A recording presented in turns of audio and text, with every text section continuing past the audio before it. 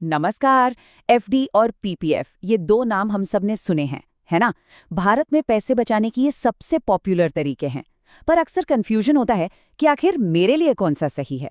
तो चलिए आज इस उलझन को हमेशा के लिए सुलझाते हैं, बिल्कुल सिंपल भाषा में समझेंगे। देखिए, अगर इस पूरी बात से सिर्फ एक चीज याद रखनी हो ना, तो वो ये है, एफडी ये है अपने पैसे को सेफली पार्क करना, और पीपीएफ वो है पैसे का एक पेड़ लगाना। मतलब एक आपको फौरन सेफ्टी देता है और दूसरा लंबे टाइम में ग्रोथ। ठीक है, तो अब जरा डीप में चलते हैं। दोनों के बीच का फर्क समझने से पहले ये जानना बहुत जरूरी है कि आखिर ये दोनों हैं क्या और काम कैसे करते हैं। एफडी का फंडा ना बहुत ही सीधा साधा है। आप अपना पैसा लेते हैं, बैंक को एक फिक्स टाइम के लिए दे देते हैं। ये सेफ है, आसान है, और हाँ, जरूरत पड़ने पर इसे टाइम से पहले निकाल भी सकते हैं, बिल्कुल अपनी पार्क की हुई कार की तरह। जब जरूरत हो चाबी घुमाई और निकल गए। प्रोसेस तो इसका और भी सिंपल है। पैसा जमा किया, टाइम चुना, भाई कितने टाइम के लिए रखना है, और बस टाइम पूरा होने पर आपको आपका असली पैसा और ब्याज दोनों वापस मिल जाता है। कोई टेंशन नहीं, कोई कंफ्यूजन नहीं। तो एफडी के सबसे बड़े फायदे क्या हुए? एक तो फ्लेक्सिबिलिटी और दूसरा प्रिडिक्टेबल रिटर्न्स। मतलब आपको पहले दिन से पता होता है कि भाई आखिर में कितना पैसा हाथ में आएगा। और हाँ, इमरजेंसी में इसे आसानी से यूज भी कर सकते हैं। अब आते हैं पीपीएफ पर। ये एक अलग ही कहानी है। ये सरकार की गारंटी वाली एक लॉन्ग टर्म स्कीम है। इसे ऐसा समझ लीजिए जैसे कोई आम का पेड़ लगा रहा हो।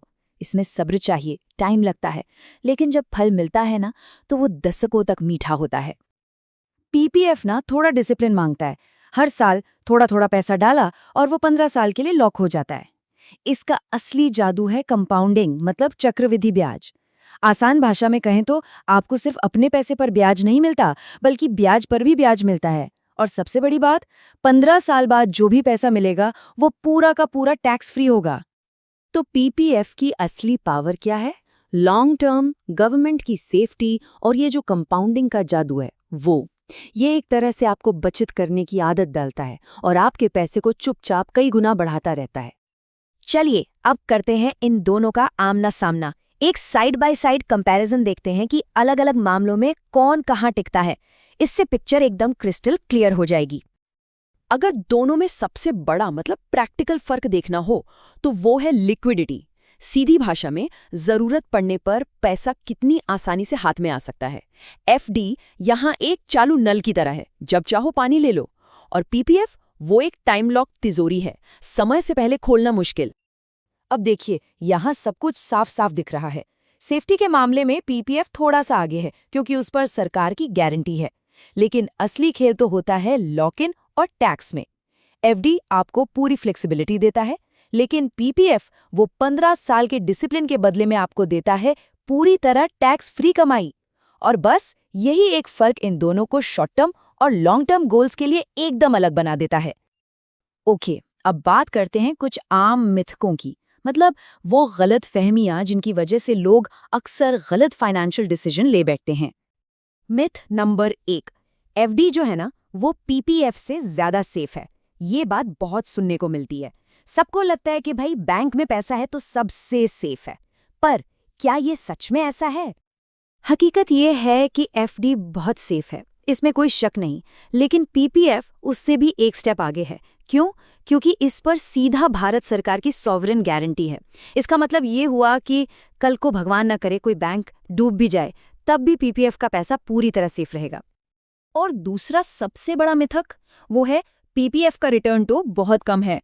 लोग अक्सर सिर्फ इंटरेस्ट रेट का नंबर देखते हैं और फैसला सुना देते हैं, लेकिन वो एक बहुत बहुत जरूरी चीज मिस कर रहे होते हैं। और वो गलती है टैक्स। लोग टैक्स को तो हिसाब में ही नहीं लेते।